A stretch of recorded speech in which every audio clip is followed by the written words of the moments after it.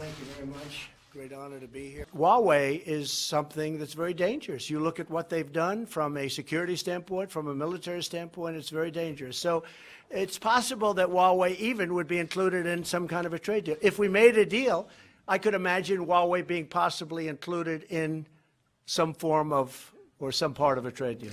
But I mean, we're just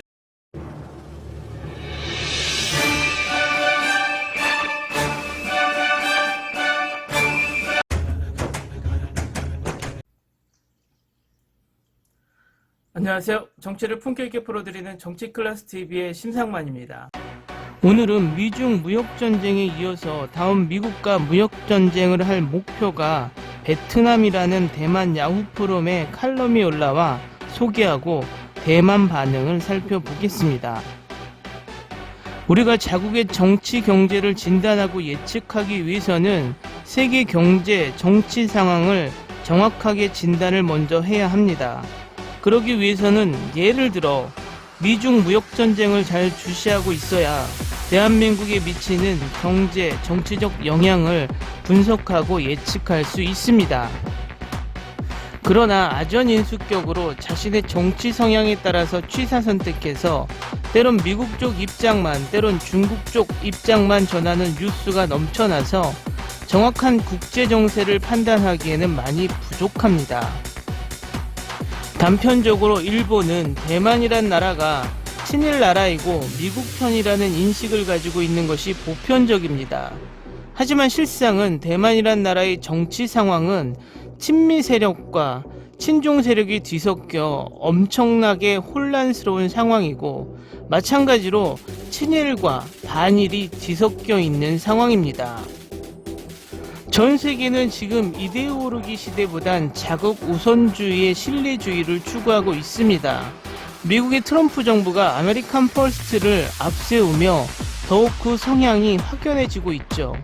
하지만 이런 국제정세를 잘 읽지 못하고 미중 무역전쟁이 자유진영과 공산진영의 싸움이라고 믿는 어리석은 몇몇 세력도 존재하는 것도 사실입니다.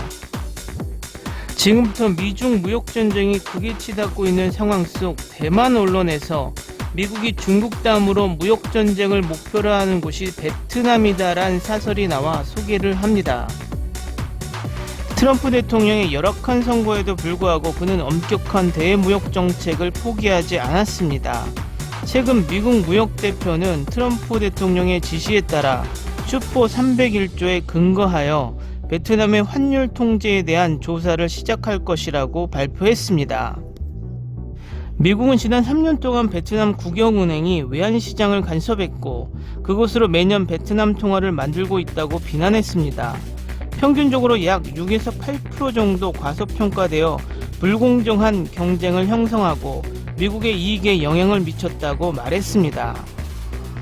미국은 통화 조작에 대한 조사와 함께 2019년 베트남이 캄보디아, 카메룬, 콩고 민주공화국에서 수입한 목재 가구를 미국에 37억 달러를 수출했다고 비난했습니다.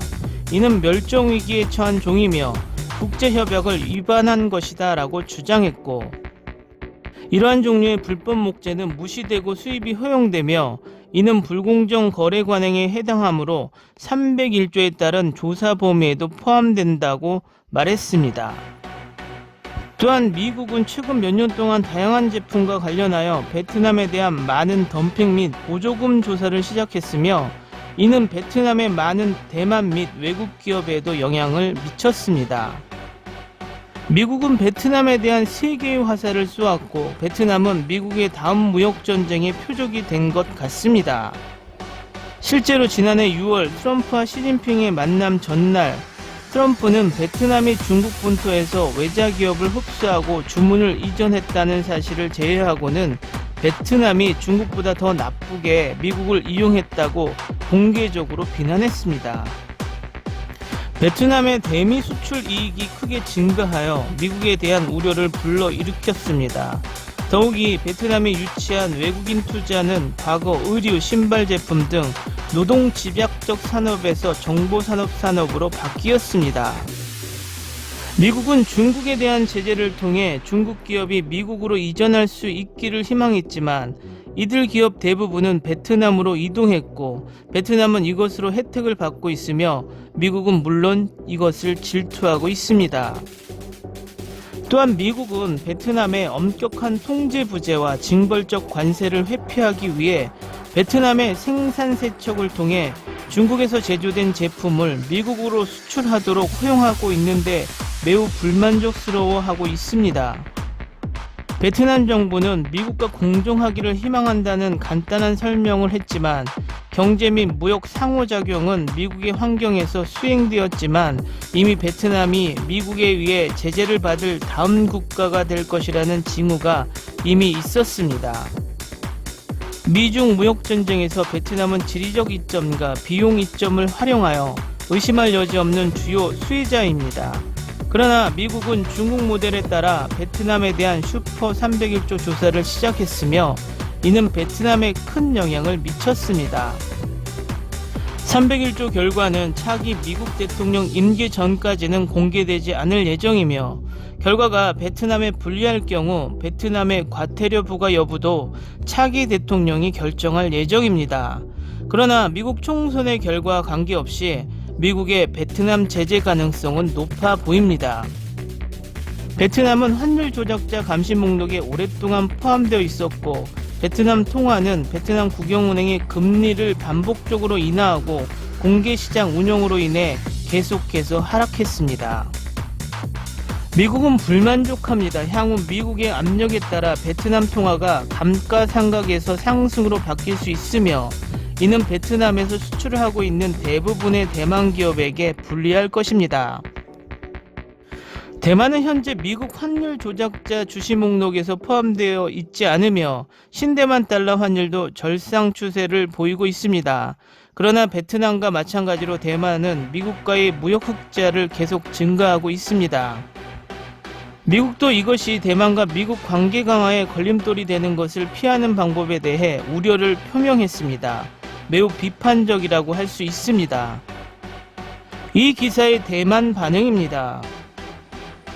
미국 돈을 버는 사람은 누구나 미국 압박의 대상이 될 기회가 있습니다. 바이든의 당선은 무역전쟁을 끝낼 것입니다. 미국에 대해 이야기하기 전에 중국의 다음 공격 대상이 누구인지 알려주세요. 바이든은 선출되면 전쟁을 할 것입니다. 20년 안에 불가능하다. 첫 번째, 베트남은 세계의 공장도 아니고 두 번째, 베트남의 토지와 인구는 너무 적다. 세 번째, 토지와 인구 기본 조건 때문에 베트남이 세계 2위 경제대국으로 도약하는 것은 매우 어렵다. 3차 세계 무역전쟁은 실제로 필요하지 않고 캠페인만으로 가능하지만 장기적으로는 중국과 다르지 않을 것입니다. 무승부와 또 다른 전쟁 없이 미국이 승리할까요? 싸움께는 품종을 선택하지 않습니다. 아직 기우입니다. 미국의 경제적 헤게모니를 위협할 필요는 없으며 미국 우선 정책하에서 미국인들이 돈을 버는 한 억압될 가능성이 있습니다. 미국과 무역 흑자가 있는 한 무역과 공정무역의 균형이 요구됩니다. 공정이란 무엇입니까? 균형이란 무엇입니까? 미국이 최종 결정권을 가지고 있습니다. 대만의 경우 무기를 사고 싶다면 구입할 수 있습니다. 그러나 컨텐츠와 품질은 선택할 수 없고 총 거래량으로 계산할 수 없습니다. 다른 측면에서 계산을 하고 필요하든 아니든 내가 버는 만큼 미국 제품을 구입하는데 같은 금액을 사용합시다. 다른 나라에서 더 싼 가격으로 살 수 있는지 여부에 관계없이 미국이나 중국이나 모두 자신들의 국제적 패권을 위해서 싸우고 있습니다. 자유시장 경쟁이라는 의미가 무색할 만큼 자신들의 이권에 맞지 않으면 모든 나라를 힘으로 지배하려 들고 있죠. 가끔 대한민국 사회에서 무조건 미국이 민주주의 나라라고 미국 편만, 또 중국이 우리나라의 제1 수출 대국이라 중국 편만 드는 시각이 있지만 정말 외교, 정치, 경제는 영원한 우방도, 영원한 적도 없습니다. 자신들의 이익만을 생각하는 실리주의만 있습니다. 이것은 대한민국도 마찬가지입니다. 이것을 해묵은 이념 문제로만 보는 시각은 피해야 할 것입니다. 오늘은 여기까지 하겠습니다. 오늘도 강화된 사회적 거리두기 꼭 실천합시다. 여러분의 구독과 좋아요는 저에게 큰 힘이 됩니다. 항상 시청해 주셔서 고맙습니다.